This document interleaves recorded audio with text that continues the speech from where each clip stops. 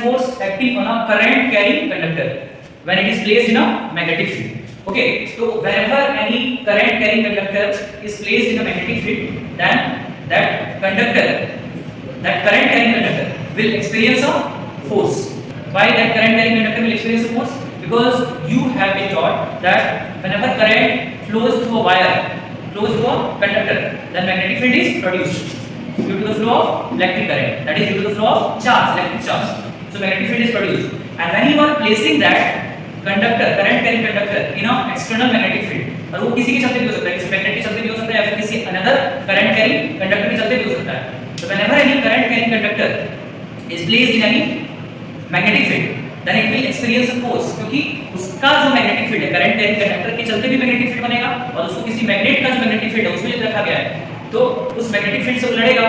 समझ में आया कि नहीं? दोनों मैग्नेटिक फील्ड्स आपस में क्या होंगे, उलझेंगे, फोर्स लगेगा, फिर निकल के थर्ड लॉ के अकॉर्डिंग एक्शन रिएक्शन होगा ना, वहां पे फोर्स एक्सपीरियंस करेगा. वो जो कंडक्टर है उसमें फोर्स लगेगा, मैग्नेटिक फील्ड में जब रखोगे तो वो करंट कैरिंग कंडक्टर क्या एक्सपीरियंस करेगा, एक फोर्स एक्सपीरियंस करेगा, क्योंकि भाई इस करंट कैरिंग कंडक्टर का भी हमने क्या है, इस करंट कैरिंग कंडक्टर का भी अपना एक मैग्नेटिक फील्ड है, and you are placing that current carrying conductor in a external magnetic field.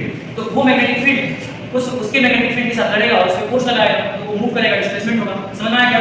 तो यहां पे क्या किया है, एक स्टैंड लिया है, एक स्टैंड है, उसमें हम लोग क्या किए हैं, वायर लिए हैं, उसको बैटरी से जोड़ दिए. ये वाला पॉजिटिव टर्मिनल है, ये नेगेटिव टर्मिनल है, ठीक है. एक की भी लगा दिए हैं. अब यहां पे हम लोग क्या किए, एक एल्यूमिनियम रॉड लिए हैं. उस एल्यूमिनियम रॉड को बेसिकली हम लोग क्या किए हैं, एक इसका जो बी टर्मिनल है एल्यूमिनियम रॉड का, उसको वायर से यहां पे ऐसे बांधे हैं और इधर वाले को बांध दिए हैं वायर से, ठीक है. दोनों जो एक रॉड को रखा कैसा गया है, एल्यूमिनियम रॉड इसको समझो. तो सबसे पहले आपको यहां पे ये समझना है कि इस एल्यूमिनियम रॉड को रखा कैसा गया है, इसका ओरिएंटेशन कैसा है, इसको कैसे प्लेस किया गया है, ये सबसे पहले समझना है. क्या समझना है, इस करंट कैरिंग एल्यूमिनियम रॉड को रखा कैसे गया है, क्योंकि एनसीईआरटी में डायग्राम बनाया हुआ ऐसा बनाया गया है 2D शेप का है, तो वो समझ बहुत कंफ्यूजन होता है, बच्चों को समझने में बहुत कंफ्यूजन होता है. ऑफन स्टूडेंट गेट कंफ्यूज कि वो रखा कैसा गया है. ये जो एल्यूमिनियम रॉड है ना, वो इस तरह से रखा गया है. ये जो एल्यूमिनियम रॉड है वो कैसा रखा गया है, इस तरह से. इसका बी वाला प्लेस पीछे तरफ है, एंड ए वाला जो है, ये जो बी वाला टर्मिनल है पीछे वाला, ये बी है, और ये आगे वाला क्या है, ए है. मतलब ऐसा रखा हुआ है, ठीक है. एंड जो हॉर्सशू मैग्नेट है, ये क्या है, हॉर्सशू मैग्नेट. इसका ये नॉर्थ पोल है, ये साउथ पोल है. What is the direction of magnetic field lines? The direction of magnetic field lines is from north to south, outside the magnetic field lines are directed in the upward direction. तो अब हम लोग क्या करना है, तो देखना है किधर इस पे फोर्स लगेगा. तो we will apply Fleming's left hand rule.